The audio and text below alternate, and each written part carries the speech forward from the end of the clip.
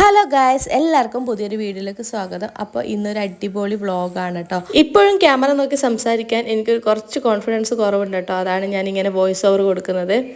ഇന്ന് എൻ്റെ കൂടെ ചിന്നും കൂടി ഉണ്ട് കേട്ടോ. അപ്പോൾ അവൾ ഓർക്കാട്ടേരി എത്താമെന്ന് പറഞ്ഞു.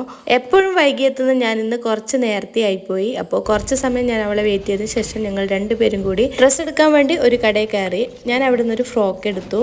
പിന്നെ ഞങ്ങൾ മറ്റൊരു കടയിൽ കയറി. അവിടെ നിന്നാണ് രണ്ടാമത്തെ ഡ്രസ്സ് എടുത്തത്. അപ്പോൾ കുറേ കളക്ഷൻ ഉണ്ടായിരുന്നു. അവസാനം ഈ ഒരു ഡ്രസ്സ് എടുത്തു, വൈറ്റ് ടീഷർട്ടും ഷോർട്സും. അപ്പോൾ നല്ല ഭംഗിയുണ്ടായിരുന്നു, ക്യൂട്ടായിരുന്നു. അങ്ങനെ ഡ്രസ്സൊക്കെ പർച്ചേസ് ചെയ്തു. ഇന്ന് ഏട്ടൻ്റെ മോളുടെ ബർത്ത്ഡേ ആണ്. അവൾക്ക് ഗിഫ്റ്റ് കൊടുക്കാനുള്ള ഡ്രസ്സാണ് കേട്ടോ ഞങ്ങൾ എടുത്തത്. പിന്നെ സ്റ്റോപ്പിലിറങ്ങി ഒരു 5 മിനിറ്റ് നടക്കേണ്ട ദൂരമേ ഉള്ളൂ വീട്ടിലേക്ക്. അങ്ങനെ ആ പൊരി വെയിലത്ത് ഞാൻ നടന്നു വരികയാണ് ഗൈസ്. അപ്പോൾ ഷോപ്പിംഗ് ഒക്കെ കഴിഞ്ഞ് തിരിച്ചെത്തിയിട്ടുണ്ട്. ഭയങ്കര വെയിലാണ്, മുഖമൊക്കെ കരിവാളിച്ച് ഉള്ള വെയിൽ മൊത്തം ഞാൻ കൊണ്ടിട്ടുണ്ട്. അപ്പോൾ ഇനി വൈകുന്നേരം ബർത്ത്ഡേ പാർട്ടിക്ക് പോകണം. അതിൻ്റെ മുന്നിട്ട് കുറേ പണിയുണ്ട് ചെയ്ത് തീർക്കാം. അപ്പോൾ അതൊക്കെ ഒന്ന് ചെയ്ത് തീർക്കട്ടെ. ക്ലീനിങ് ഒന്നും കഴിഞ്ഞിട്ടില്ല. രാവിലെ ബ്രേക്ക്ഫാസ്റ്റും കഴിച്ച് പോയതാണ്. ഇനി ബാക്കി ലഞ്ചിൻ്റെ പരിപാടിയൊക്കെ നോക്കണം. അപ്പോൾ അതൊക്കെ കഴിഞ്ഞിട്ട് വേണം ബാക്കി പരിപാടികളൊക്കെ ചെയ്യാൻ. കിച്ചണിലേക്ക് പോയിട്ട് ഈ ഒരു ഡ്രസ്സാണ് വാങ്ങിച്ചത്. നല്ല രസമുണ്ട്, ഭംഗിയുണ്ട്, എനിക്കിഷ്ടമായി.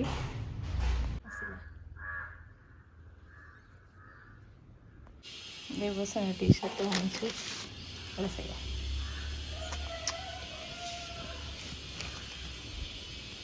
അപ്പോൾ പാത്രങ്ങളൊക്കെ ഏകദേശം ഞാൻ കഴുകി വെച്ചിട്ടാണ് പോയത്. അതുകൊണ്ട് തന്നെ അത്തരം പണികളൊന്നുമില്ല.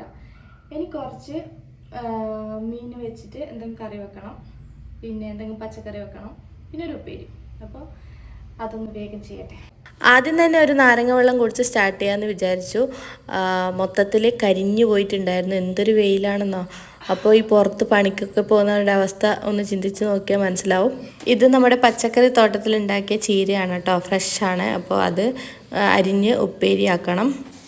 ചീര ഉപ്പേരി വെക്കുമ്പോൾ എപ്പോഴും ഞാനിങ്ങനെ തണ്ടും ഇലയും വേറെ വേറെ ആക്കിയാണ് അരിഞ്ഞിടുക. കാരണം തണ്ടിന് കുറച്ച് വേവുള്ളത് കൊണ്ട് തന്നെ അത് ആദ്യം വേവിച്ചതിന് ശേഷമാണ് ഞാൻ ഇലയിട്ട് കൊടുക്കുക. എനിക്ക് നല്ല പോലെ വെന്ത ഉപ്പേരിയാണ് കേട്ടോ ഇഷ്ടം. ചിലർക്ക് ഇതിങ്ങനെ കടിക്കുന്നതൊക്കെ ഭയങ്കര ഇഷ്ടമായിരിക്കും.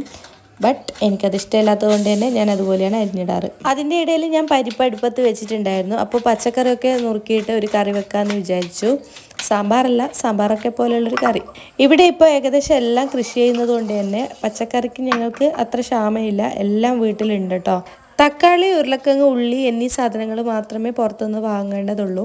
പിന്നെ ഒരു പ്രധാനപ്പെട്ട കാര്യം, ഇത് ഞങ്ങളുടെ ഒരു പഴയ കിച്ചണാണ്. പുതിയൊരു കിച്ചൺ എടുക്കുന്നുണ്ട് ഇത്. അപ്പോൾ എല്ലാ സാധനങ്ങളും ഇതിൻ്റെ അകത്ത് വെച്ചുകൊണ്ട് തന്നെ വളരെ സൗകര്യക്കുറവാണ് കേട്ടോ. സ്റ്റൗ ഒക്കെ എവിടെയാണുള്ളത്.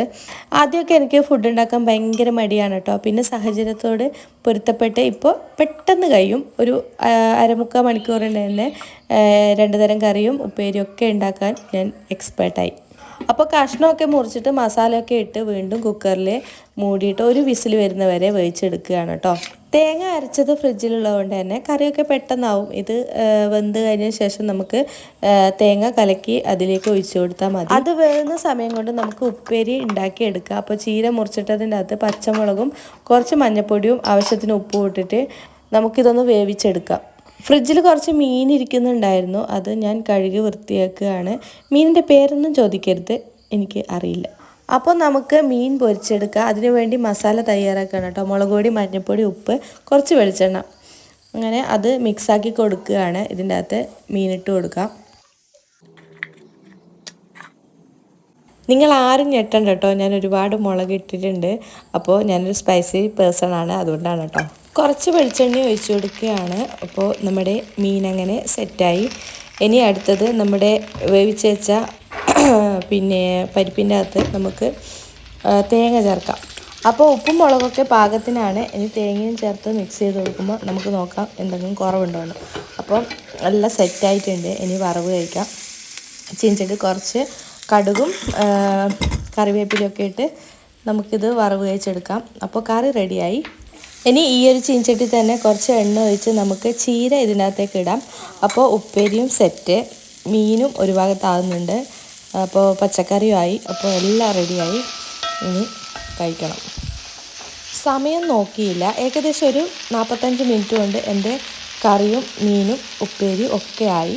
അതാണ് എല്ലാത്തിൻ്റെയും എക്സ്പേർട്ടായിരിക്കുന്നു ഗായ്സ്. അപ്പോൾ ഇനി നമുക്കിതൊന്ന് കഴിക്കാം. ഇന്ന് ദേവൂസിന് നല്ല വിശപ്പാന്ന് തോന്നുന്നു. അവനും ഭക്ഷണം കഴിക്കുന്നുണ്ട്, അല്ലെങ്കിൽ ഞാൻ വാരി കൊടുക്കേണ്ടി വരും. സമയം ഏകദേശം 3 മണി ആകാറായി. ഇനി കുറച്ച് പണിയുണ്ട്.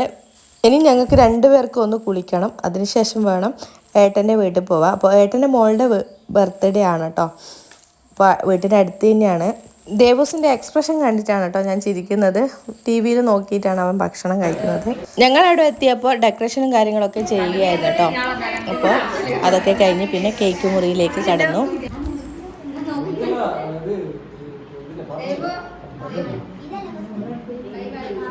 കൈവായിലിടല്ല.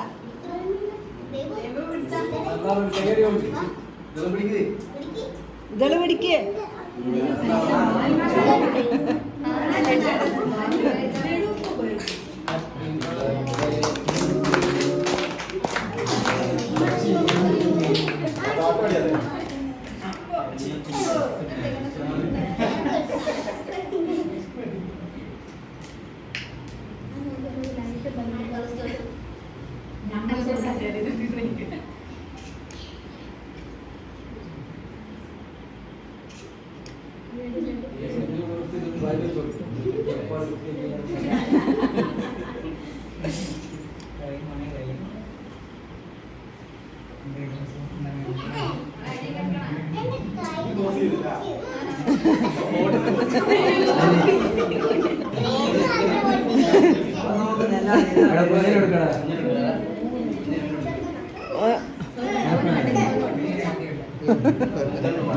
പിന്നെ കുട്ടികളുടെ കലാപരിപാടികളായിരുന്നു. ദേവൂസിന് ഭയങ്കര പാട്ടുപാടലായിരുന്നു കേട്ടോ. പക്ഷെ അതൊന്നും ഇതിൽ ഉൾക്കൊള്ളിക്കാനാവില്ല, കോപ്പിറൈറ്റ് വരും.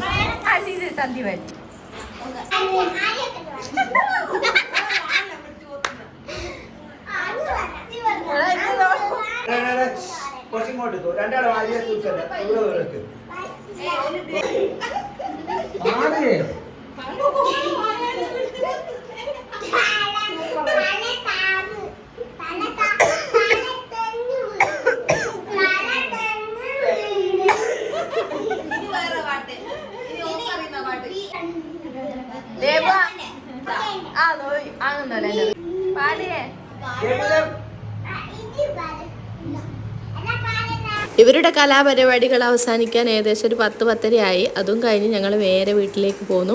അപ്പോൾ വീഡിയോ ഇഷ്ടപ്പെട്ടാൽ തീർച്ചയായും ലൈക്ക് ചെയ്യാനും ഷെയർ ചെയ്യാനും പിന്നെ സബ്സ്ക്രൈബ് ചെയ്യാനും മറക്കരുത്. അപ്പോൾ പുതിയൊരു വീഡിയോ ആയിട്ട്